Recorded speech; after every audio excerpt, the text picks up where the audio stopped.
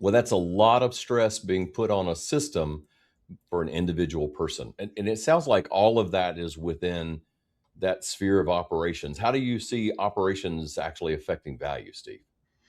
Well, other than leadership, operations really stands out as the most direct driver here in a dental practice's value because operations determines two key factors related to the bottom line.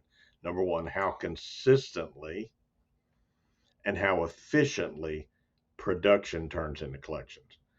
When it Mm, comes to consistency, you want to know that when you put an appointment on the schedule, it's going to move the needle forward. right. And every appointment is different.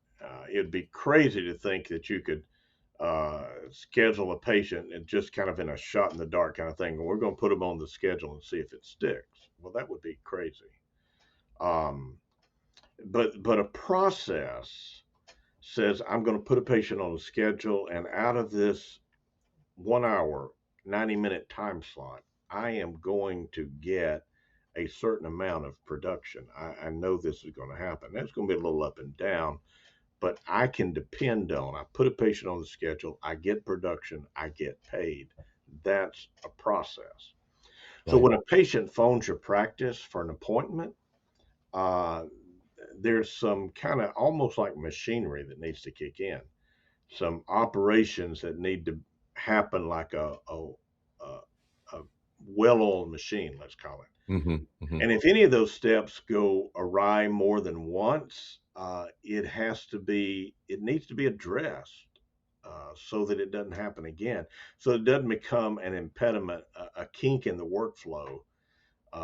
Those impediments waste time, they waste money, morale, they waste goodwill.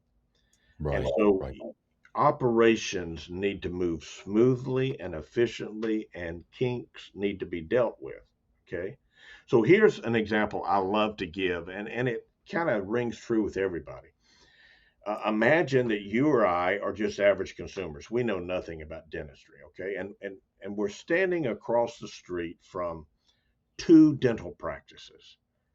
Now, and we're going to count the patients going in and out of the both practices all day long. Now, both practices have one doctor. Both practices have two hygienists. Dr. Turtle, we'll call him, owns practice A, and 21 patients go in the practice that day. Dr. Hare, he owns practice B, and he sees 30 patients, nine more than Dr. Turtle saw. So you and I do a little math on the street, and we conclude that Dr. Hare's profitability is about 43% higher than Dr. Turtle. That's the difference in 30 over 21. And with two hygienists and 29 patients, we know that practice B doesn't have many high production appointments. Now, you and I don't know that as consumers, but the reality is if you've got 30 appointments with two hygienists and a doctor, there's not many high production appointments there. The doctor's time is spent removing sutures, doing reviews, doing Hmm. small two surface fillings. The reality is Dr. Turtle's profit is likely 50% higher, even though he's Right. only seeing 21 patients. The other doctor's seeing 30. And not only that, Dr. Turtle hasn't had the expense or the stress of turning rooms around nearly as much as the other Hmm. doctor. Right. And Dr. Hare's staff hasn't been able to spend any time with their patients like Dr. Turtle's staff have. When I worked for Kathy Jameson, she had a quote I'll never forget. And she said, the goal in dentistry is to have a full schedule, but with as few patients as possible each day, Mm, and to deliver as much dentistry as appropriate on that schedule. So, what you're looking for is you're looking for big appointments, full schedules, doing all the appropriate dentistry you can.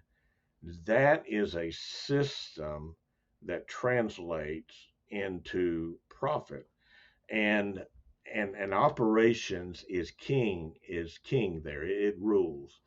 That is, you've got to have the right system up front when the phone's being answered. You got to have the right scheduling protocols. You got to have the right insurance management.